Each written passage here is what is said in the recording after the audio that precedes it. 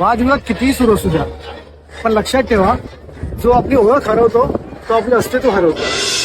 कधी कधी असं वाटतं ना, हिंदी इंग्लिश बोलणारे लोक पुढे जातात आणि मराठी बोलणारे लोक असतात. असं काही नाही. लोकांना काय वाटतं ह्यापेक्षा जास्त महत्वाचं आहे तुला काय वाटतं. तर मराठीतच बोलते आणि मला अभिमान आहे मराठी असल्याचा.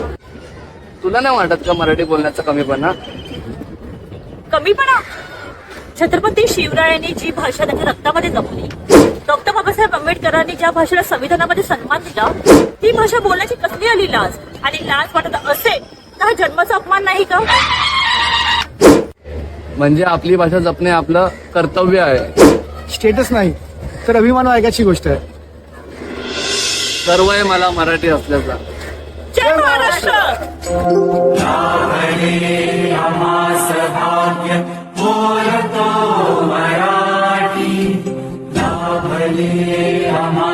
भाग्य बोलतो मराठी.